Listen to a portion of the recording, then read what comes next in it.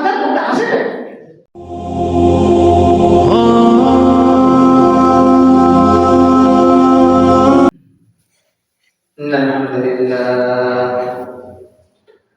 الحمد لله نحمده ونستعينه ونستغفره ونؤمن به ونتوكل عليه ونعوذ بالله من شرور أنفسنا ومن سيئات أعمالنا من يهد الله فلا مضل له ومن يضلله فلا هادي له ونشهد أن لا إله إلا الله وحده لا شريك له ونشهد أن محمدا عبده ورسوله أرسله الله تعالى إلى كافة الخلق بشيرا ونذيرا وداعيا إلى الله بإذنه وسراجا منيرا أما بعد فأعوذ بالله من الشيطان الرجيم بسم الله الرحمن الرحيم وما من دابة في الأرض إلا على الله رزقها ويعلم مستقرها ومستودعها كل في كتاب مبين. وقال السيد المصطفى صلى الله عليه وسلم لا تستبطئوا بالرزق فإنه لن يموت عبد حتى يبلغه آخر رزق هو له فاتقوا الله وأجملوا في الطلب أو كما قال النبي المصطفى صلى الله عليه وسلم صدق الله المولى العظيم وصدق رسوله النبي الكريم ونحن على ذلك لمن الشاهدين والشاكرين والحمد لله رب العالمين.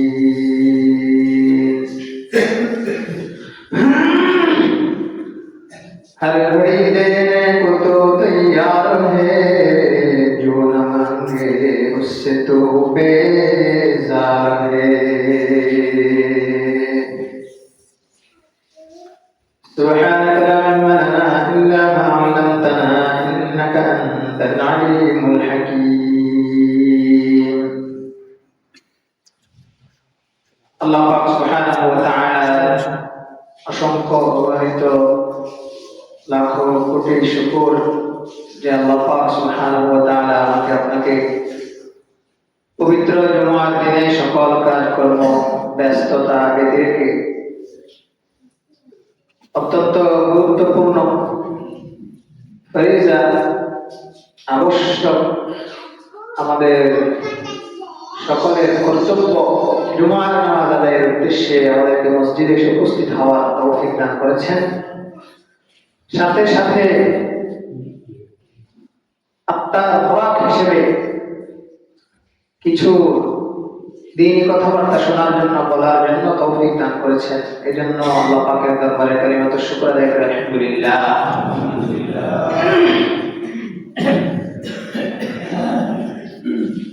আল্লাহ পাক সুবহানাহু ওয়া তাআলা আমাদেরকে অনুগ্রহ করে দুনিয়াতে সৃষ্টি করেছেন। প্রতিনিয়ত প্রতি মুহূর্তে আমরা আল্লাহ পাকের নিয়ামত অনুগ্রহ ভোগ করে যাচ্ছি, যার কোনো সীমা পরিসীমা সংখ্যা গণনা নাই। আছে? প্রতিটি মুহূর্তে আমরা আল্লাহ পাকের অসংখ্য নিয়ামত ভোগ করে যাচ্ছি। আসলে আমরা তো কিছুই না, আমরা তো পুরোটাই আল্লাহ তাআলা। আমরা নিজেদের বলতে আমাদের আছে, আমি নিজেও তো কার আল্লাহ। সেখানে আমাদের অহংকার করা, গর্ব করা, আমিত্ব প্রকাশ করার মতো কোনো কিছু আসলে আমাদের আছে? বরং আমাদের যা করা দরকার, প্রতিটা মুহূর্তে আল্লাহ পাক সুবহানাহু ওয়া তাআলার প্রতি মনোযোগী হওয়া। এতটুকু আল্লাহ পাক আমাদের কাছে চান শুধু যে বান্দা স্বীকৃতি দেয়, বান্দা স্বীকার করুক যে সে যা কিছু ভোগ করতেছে, যা কিছু সে পাচ্ছে, সব আমি দিচ্ছি, এই কথাটা সে স্বীকার করুক আর অন্তরের মধ্যে আমার কৃতজ্ঞতা জ্ঞাপন করুক। আল্লাহ পাক আমাদের কাছে এতটুকুই চান। সেটা প্রকাশ হয় আল্লাহ পাকের নিয়ামত গুলোকে আমরা কোন কাজে ব্যবহার করি সেটার উপর ভিত্তি করে আমরা আল্লাহ পাকের শুকর আদায় করি নাকি করি না সেটা বোঝা যায়। যদি আল্লাহ পাকের দেওয়া নিয়ামত গুলোকে আমরা আল্লাহ পাক সুবহানাহু ওয়া তাআলা বাতলানো এবং রাসূলুল্লাহ সাল্লাল্লাহু আলাইহি ওয়াসাল্লামের প্রদর্শিত পথে ব্যবহার করি, তাহলে আমরা আল্লাহ পাকের নিয়ামতের শুকর আদায় করলাম। আর যদি না করি, শুকর আদায় করলাম না। এই জন্য আল্লাহ পাক কোরআনে কারীমের মধ্যে জায়গায় জায়গায় বলেছেন, লাইন শাকারতুম লাযীদান্নাকুম ওয়া লাইন কাফারতুম ইন্না আযাবি লাশাদীদ। যদি তোমরা কৃতজ্ঞ হও তাহলে তোমাদেরকে আরো দেব। কৃতজ্ঞ হলে কি দেব? আরো দেব, বাড়াই। ওয়া লাইন কাফারতুম, যদি অকৃতজ্ঞ হও, অকৃতজ্ঞ হওয়ার মানে আমার নিয়ামত পেয়ে আমাকে ভুলে যাও, আবার আমার নিয়ামতকে আমার নির্দেশনা অনুসারে খরচ না করে নিজের মন মতো খরচ করো, এটা হলো কৃতজ্ঞতা। যদি তোমরা কি করো? অকৃতজ্ঞ হও। এরপরে কি করবেন আল্লাহ পাক সেটা বলেন নাই। ওখানে তো বলছে যে লাইন শাকারতুম লাযীদান্নাকুম, যদি কৃতজ্ঞতা জ্ঞাপন করো বাড়াই দেব। কিন্তু অকৃতজ্ঞ হলে কি করবে, কি করব সেটা বলেন নাই। আর যদি অকৃতজ্ঞ হও, এতটুকু বলে থেমে গেছে, শুধু একটা ইশারা দিছে। কৃতজ্ঞ হলে আল্লাহ বলেন না যে নিয়ামত ছিনিয়ে নিব, তোমাকে মেরে ফেলবো, তোমাকে ধ্বংস করে দিব, তোমার সম্পদ ছিনিয়ে নিব, কিন্তু এরকম কিছু বলে না। শুধু বলছেন যদি করো, এতটুকু মনে রাখবা, ইন্না আযাবি লাশাদীদ, আমার শাস্তি খুব কঠিন, এতটুকু মনে রাখবা। এটা কিন্তু ওটা ইয়া না, শুকর করলে বাড়াই দিব, তাহলে এটা বিপরীত হওয়ার কথা ছিল। শুকর না করলে কি করে দিব? ধ্বংস করে দিব বলার কথা ছিল না, এটা বলে না। এটা রাখছি, রাখি দিচ্ছি, বলাই কাবার তো জবাব দেয় না, শুধু অন্য আরেকটা কথা বলছে, আমার শাস্তি বড় কঠিন। এখন কি হবে শাস্তিটা? খুব ব্যাপক, দুনিয়াতেও দিতে পারে, আখিরাতেও দিতে পারে, ধ্বংস করে দিতে পারে, বাড়াইয়ে দিয়ে তোমার একদম তারাও বানাই দিতে পারে, কমাই দিয়ে একদম কি করে দিতে পারে, ফকির মিসকিনও। সম্পদ বাড়িয়ে দেওয়া এটাও এক সময় কি হতে পারে, আযাব হতে পারে। পারে কি পারে না? কেমনে পারে? আল্লাহু আকবার। কোরআনে কারীমের মধ্যে আল্লাহ পাক বলতেছেন, ইন্না কারুনা কানা মিন কওমি মূসা ফাবাগা আলাইহিম ওয়া আতাইনাহু মিনাল কুনুজি মা ইন্না মাফাতিহাহু লাতানূ বিল উসবাতি উলিল কুওয়া। কারণ আল্লাহ পাক সূরা কাসাসের মধ্যে বলতেছে, কারণ সে হযরত মূসা আলাইহিস সালামের কওমের অন্তর্ভুক্ত ছিল। কে? কারণ ফাবাগা আলাইহিম, কিন্তু সে তাদের উপর কি করেছে, মানে বিদ্রোহ করেছে। ফাবাগা আলাইহিম, কথা মানে নাই, কথা অমান্য করেছে। وآتيناه من الكنوز ما إن مفاتحه لتنوء بالعصبة أولي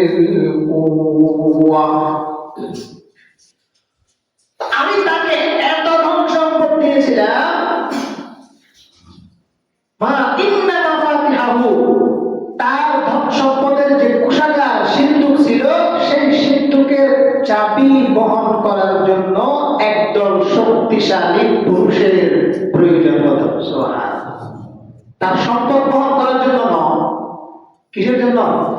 সম্পদ যেখানে রাখছে সেটার এত চাবি, এত গুণবত্তা, সেই চাবি বহন করার জন্য অনেক কি লাগতো? শক্তিশালী অনেকগুলো লোক লাগতো। তাই কত সম্পদ বলেন? হিসাব আছে? বেহিসাব সম্পদ। তো বেহিসাব সম্পদ কারণের পক্ষে গেছে না বিপক্ষে গেছে?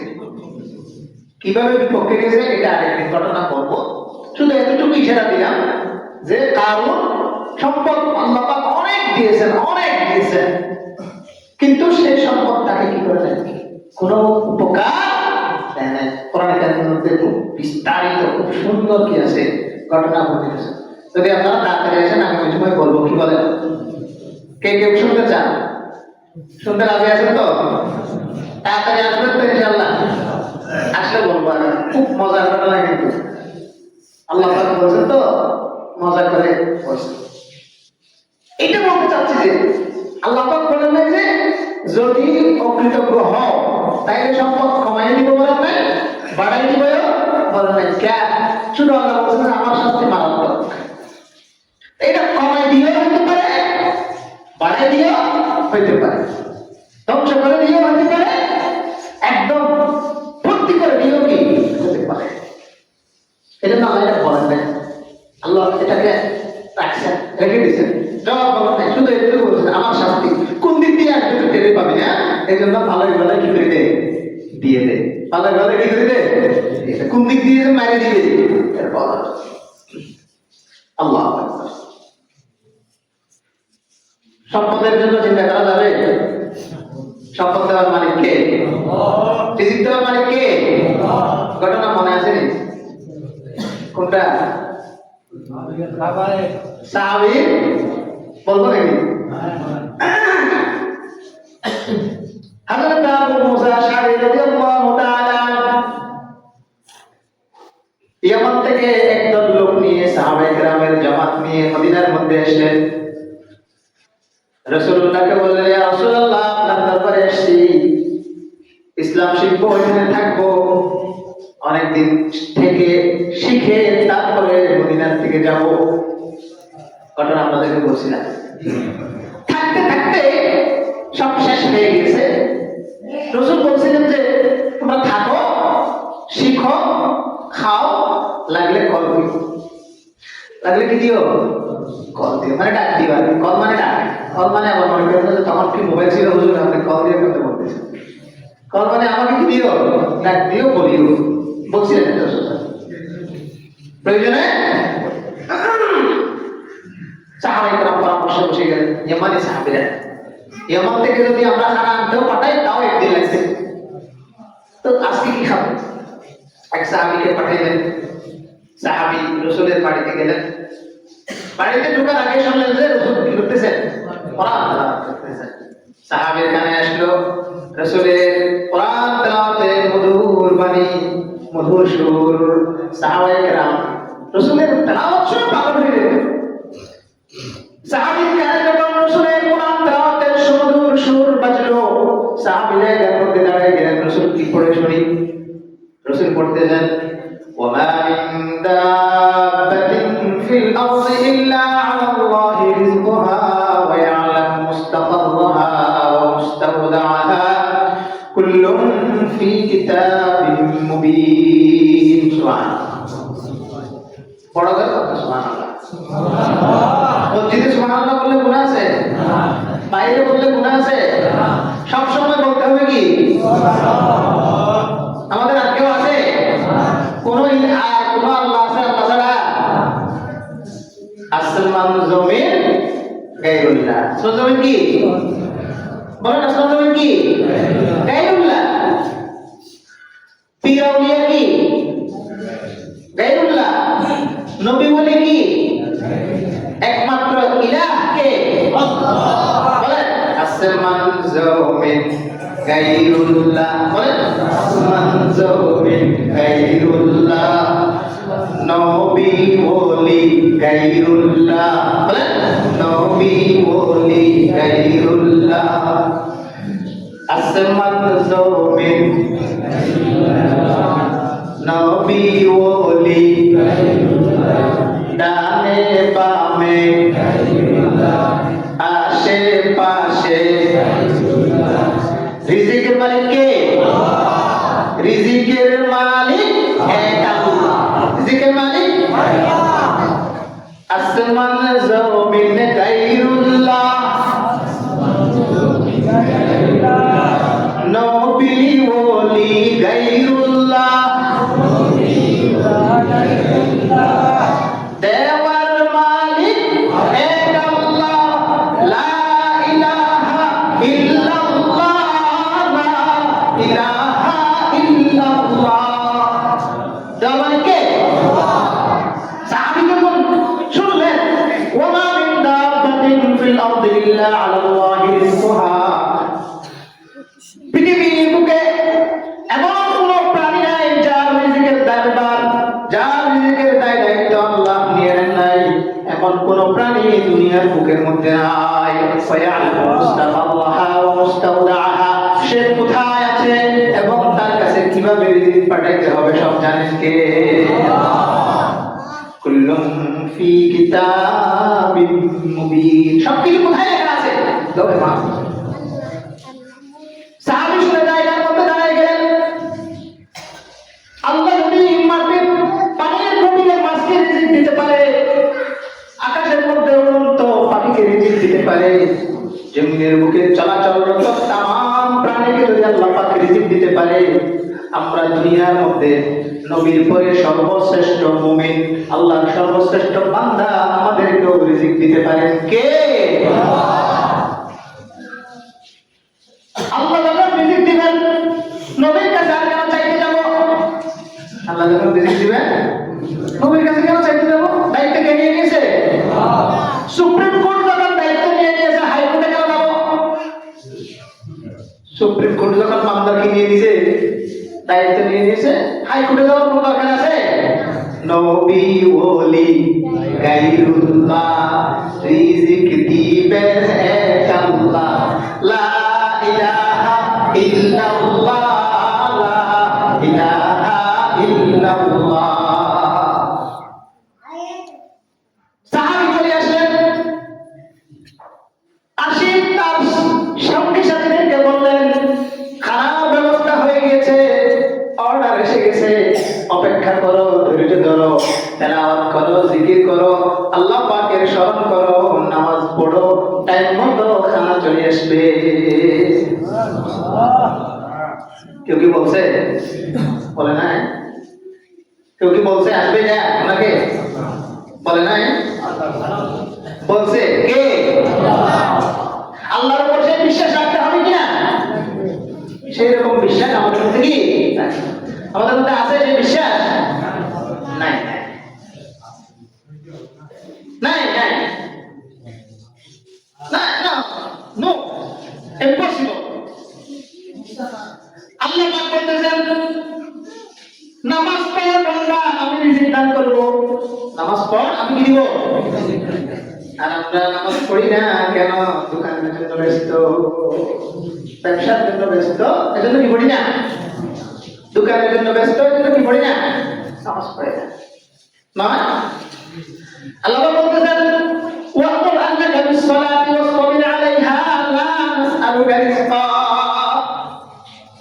বান্দা তুমি নামাজ পড়ো এবং তোমার পরিবারকে নামাজের জন্য আদেশ করতে থাকো, সন্তানকে নামাজের জন্য আদেশ করতে থাকো। তুমি মাস্টার হলে ছাত্রদেরকে আদেশ করতে থাকো, পরিবারের কর্তা হলে পরিবারের লোকদেরকে নামাজের আদেশ করতে থাকো, সমাজের নেতা হলে সমাজের যারা সাধারণ মানুষ আছে, জনসাধারণ আছে, তাদেরকে তুমি নামাজের আদেশ করো। লা নাসআলুকা রিজকা, এটার জন্য আমি তোমার কাছে কোনো বেতন চাই না, দিনের কাজ করবা, টাকাও দিবা, এরকম বলি না। নাহনু নারযুকুক, নাহনু, আমি রিজিক দিব তোমাকে, তুমি নামাজের কাজ করবা, আমি কি করব? বিশ্বাস করি আমি এটা করতে হবে। সাহাবাগুলো বিশ্বাস করতে হবে। সাহাবী বললেন তোমরা নামাজ পড়তে থাকো, কোরআন তেলাওয়াত করতে থাকো, শিখতে থাকো, টাইম মতো খানা চলে আসবে। না ভাই, আমি কিছুক্ষণ পর বলবো কই এখনো তো আসতেছে না, জোরে না যান। ভাই নামাজটা পড়ো না, অপেক্ষা করো, এখন তো খানার টাইম হয় নাই, জোগাড় করার টাইম হয়েছে। নামাজ দোয়া পড়ার পরে আবার জিগায় খানা কই। সাহাবীর বিশ্বাস এত অটল, মনে মনে একটু দ্বিধাও আসে নাই যে খানাকে আসবে, আরো অপেক্ষা করো, খানা আসবে। মনকে বলতেছে যে না, আল্লাহর ওয়াদা কোনোদিন কি হতে পারে না, হইতে পারে না। কিছুক্ষণ পর দূর দিগন্তে দেখা গেল দুইজন লোক একটা বড় ডেকসি মাথায় নিয়ে আসতেছে। সুবহানাল্লাহ।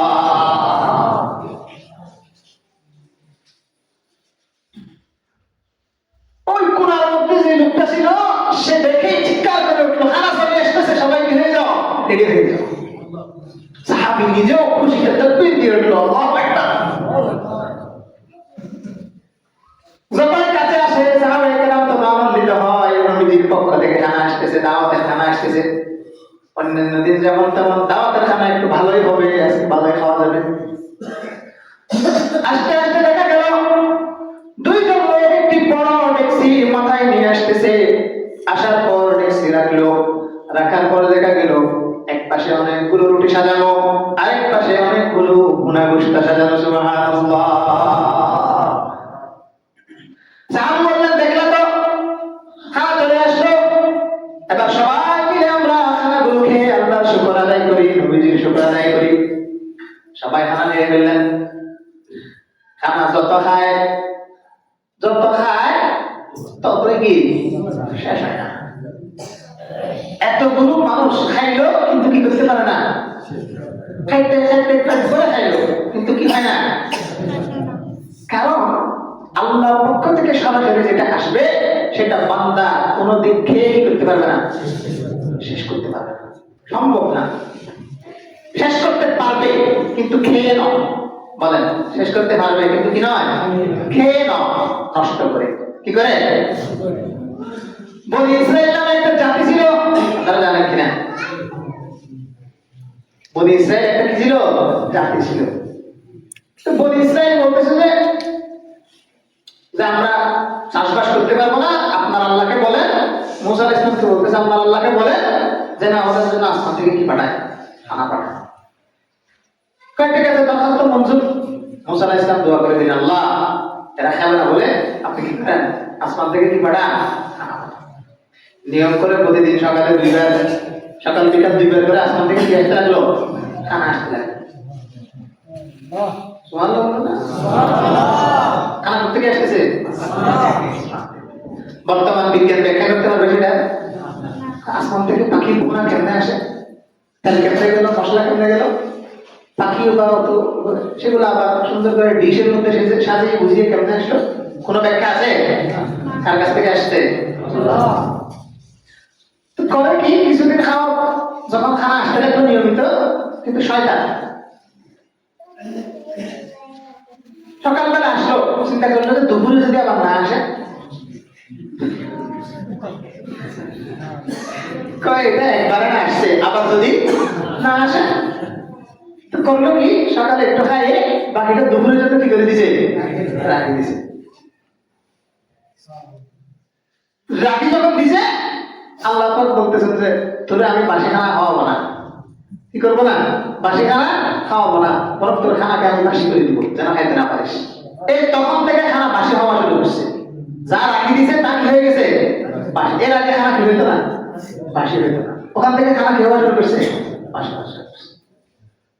আল্লাহ বন্ধ করেন না, তারপর ওই বাসি করছে, নষ্ট করছে। কিছুদিন পর বলতেছে যে প্রতিদিন একই খানা, এগুলো তো কি খাওয়া যাবে না, আসমান থেকে আসুক আর জমিন থেকে আসুক, প্রতিদিন একই খানা, এগুলো আমরা কি খাবো না। আমাদের ওই ডাল চাল পেঁয়াজ রসুন এগুলাতে শশা মশা এগুলাই আমরা কি করবো, খাবো। এরকম বলে কি করছে, আসমানে খানা কি করে দিছে, বন্ধ করে দিছে। খায় কি করতে পারবে, শেষ করতে পারবে না, খায় কি করে দিছে, না খায় শেষ করে দিছে। খাওয়া না বলে কি করছে, শেষ করছে। আমরাও কি করতে পারতাম, আসমান থেকে খাইতে পারতাম, এত কিছু চাকরি বাকরি এগুলো করা লাগতো না, আমাদের এখানে আসি লাগতো, আমার পক্ষ করা লাগতো না। ঠিক আছে কিনা, কথা বলে না? জি না, আপনাদের বেতনের জন্য আমি বকবক করি এখানে। কয় টাকা বেতনের নিয়ে, হ্যাঁ ৫,০০০ টাকা বেতনের জন্য এগুলো করি? 5,000 টাকা বেতন দিই। আমাদের চিটাগাংয়ের মধ্যে একটা খুতবা দিলে 1 মাসের মধ্যে 30,000 টাকা বেতন দেয়, ভালো যদি খতিব হয়। সুবহানাল্লাহ বলবেন না? অনেকে কেন মনে করে যে 5,000 টাকা, এতগুলো টাকা মাত্র 4 দিন আসে, এর মধ্যে আবার 3 দিন আসেও না। রমজান মাসে খুঁজেও কম যায় না। আমি এগুলো টাকা, আমরা টাকার জন্য কি করি না, খেদমত করি না। আমাদের কিছু ভাই আছে বলে যে এরা আমাদেরকে বিরোধিতা করে, হুজুররা এটার কারণ হলো আমাদের বিরোধিতা না করলে এদের খাওয়া বন্ধ হয়ে যাবে। মানে কিছু একাতি ভাই আছে, তারা বলতে হুজুররা আমাদের বিরোধিতা করে এই জন্য যে আমাদের কথা শুনলে, সাহেবের কথা শুনলে এদের খাওয়া কি হয়ে যাবে, বন্ধ হয়ে যাবে। আমরা কি এতই খাই, বা আমাদের খাবার সোর্সটা এত ঠুনকু, সাহেব একটু কথা বললে আমাদের খানা বন্ধ হয়ে যাবে? আমাদের কি খানা কি সাহেব দেয় না আল্লাহ দেয়? আমার আজকে 3টা দাওয়াত আছে। কয়টা দাওয়াত? এগুলাকে আমি ওয়াশ করার জন্য দিয়েছি আমাকে দাওয়াত বলে। এই সাহেব এগুলো কেমনে বন্ধ করবে? সাহেব বেশি থেকে বেশি বলে যে মসজিদে নামাজ পড়ে বেতন নেওয়া যাবে না, মাদ্রাসায় কোরআন পড়াই কি নেওয়া যাবে না, বেতন নেওয়া যাবে। তা আজকে যে আমার 3টা দাওয়াত আছে, এটা কি হিসেবে? হুজুরা না খাই থাকবে, আমি না খাই আছি, এটা শুনলে ওই গ্রাম থেকে আমার জন্য খাওয়ানোর জন্য কে কে প্রস্তুত আছে দেখি? দেখুন তো সাহেব একটু দেখা যে হুজুর না খাই থাকলে কয়জন রেডি আছে। এগুলো কোন কথা? হুজুরা কি মাদ্রাসা থেকে খায়? কথা বলে না। মসজিদ থেকে খায়? বরং মসজিদ হুজুরদেরকে রাখার জন্য একটু কি করে, সম্মান করে। কি করে? সম্মান করে। মাদ্রাসা হুজুরকে ধরে রাখার জন্য একটু কি করে, হুজুর আপনার আসারে যাওয়া লাগবে না, কিচ্ছু করা লাগবে না, আপনি খালি কোথায় থাকেন, আমার মাদ্রাসায় থাকেন। এই জন্য কি করে? আল্লাহ কি আমাদেরকে এতটুকু যোগ্যতা দেয়? তরকারিওয়ালা যদি খাওয়া খাইতে পারে, ভ্যানওয়ালা যদি খাওয়া খাইতে পারে, রিক্সাওয়ালা যদি খাওয়া কামাই করতে পারে, গ্যারেজওয়ালা যদি কামাই করতে পারে, ড্রাইভার যদি কামাই করতে পারে, ব্যবসায়ী যদি কামাই করতে পারে, আমার মধ্যে কি সেই যোগ্যতা নাই 2 টাকা কামাই করে খাওয়া? এটা মাথার মধ্যে আসে না। আমাদের সাহেবের কথা শুনলে আমাদের খাওয়া বন্ধ, এই জন্য আমরা দল বেঁধে সাহেবের নাউজুবিল্লাহ। মনে রাখবেন, ওলামায়ে কেরামকে লোভে এবং টাকা দিয়ে, লোভ দিয়ে এবং কি দিয়ে, টুক দিয়ে কোনোদিন কাবু করা যাবে। হকের কথা খাইলেও বলবে, না খাইলেও কি, টাকার জন্য বললেন আমার চিন্তা থাকবে যে আমার টাকা বন্ধ হয়ে যাবে। আমি কি বেতনের কথা বলতে গিয়ে ভয় খাইছি? কমিটি কোনো আমার আবার বেতন আরো কমাই দেয় কি? আমি এটার জন্য ওয়াজ করি না। আমি ওয়াজ করি যে আল্লাহর বান্দারা যদি কিছু ভালো কথা শুনে আমলদার হয়, তাহলে এটা আমার লাভ। ওটাই আমার কি, ওটাই আমার কি বেতন। যেটা বলতেছিলাম, সাহাবায়ে কেরাম খাইলেন কিন্তু শেষ হইল না। কি হলো না? আল্লাহর খাওয়া কি করা যায় না শেষ করা? উদাহরণ দিয়ে একটা, এই যে আজকে এতগুলো কলা সারা পৃথিবীর মানুষ খাচ্ছে, আল্লাহ পাক কয়টা কলা নাযিল করছে? শুরুতে একদম আসমান থেকে কয়টা কলা দিয়েছিলেন? একটা কলা গাছ, একটা কলা বিচি দিয়েছিলেন। সারা পৃথিবীর মানুষ কিয়ামত পর্যন্ত খেয়ে সেই কলা শেষ করতে পারবে? আপেলের একটা বিচি দিয়েছিলেন, সেই বিচি খেয়ে শেষ করতে পারতেছে? ধানের একটা বিচি দিয়েছিলেন, খেয়ে শেষ করতে পারতেছে? আল্লাহর খাওয়া শেষ করা তাও শেষ করতে পারে না। কয়গুলো কি করবে? এগুলো রাসূলের দরবারে পাঠাই দিই, মানে আরো অসহায় লোক আছে, তারা কি করবে? রাসূলের দরবারে পাঠাইছে। রাসূল বলেন যে থেকে এগুলা থেকে মানে আপনি তো আমাদের কাছে খানা পাঠাইছিলেন। না আমি তো খাবার পাঠাইনি, তাহলে খানা থেকে আসলো? রাসূল একটু চিন্তা করে বললেন, বুঝতে পারছি তোমাদের খানা কি শেষ হয়ে গেছিল? জি হুজুর। ঘটনা আমি বুঝতে পারছি, আমার সাহাবায়ে কেরামের খানা শেষ হয়ে গেছে, আল্লাহর দরবারে বরদাস্ত হয় নাই। আল্লাহ পাক ফেরেশতাদের মাধ্যমে কুষ্ঠ রুটির ব্যবস্থা করে দিয়েছেন আসমান থেকে। সুবহানাল্লাহ। এইজন্য তোমরা খাইয়ে শেষ করতে পারো না। আসমানি খানা খাইয়ে কি করা যায় না শেষ করা? আসমান থেকে যেটাই আসছে সেটা শেষ নাই। কোরআন হাদিস এগুলো বলে কেউ শেষ করতে পারবে? কারণ আসমানে কোথাকার জিনিস? আসমানের জিনিস। এটা বলতে বলতে বলতে সারা পৃথিবীর সব মুসলমানের ওয়াজ শেষ হয়ে যাবে, কোরআন হাদিসের একটা আয়াতের হক আদায় হবে না। এজন্য আল্লাহ পাকের বিধিবিধানকে আঁকড়ে ধরতে হবে, তাইলে দুনিয়ার মধ্যে আমার রিজিকেরও কোনো শেষ হবে না। রিজিকের জন্য কোনো চিন্তা করতে, আল্লাহর রাস্তায় খরচ করতে রাজি আছেন তো? বেশি বেশি এই বিশ্বাস হয়েছে তো? আল্লাহর রাস্তায় খরচ করলে আল্লাহ দেয়, বিশ্বাস হয়েছে তো? তাইলে দুইটা কথা বলি, মসজিদের মধ্যে যারা নাম লেখাইছেন তারা ঠিক মতো মসজিদের টাকাগুলো আদায় করে দিবেন, আর মাদ্রাসার জন্য যারা নাম লিখেছেন এখন আদায় করেন নাই তারাও টাকাটা কি করে দিবেন, দিয়ে আসবেন ইনশাআল্লাহ। আল্লাহ পাক আপনাদের রিজিকে, সন্তানের মধ্যে, বয়সের মধ্যে, জানের মধ্যে, মালের মধ্যে বেশি বেশি বরকত দান করুন, আমিন। ওয়া আখিরু দাওয়ানা আলহামদুলিল্লাহি রাব্বিল আলামিন।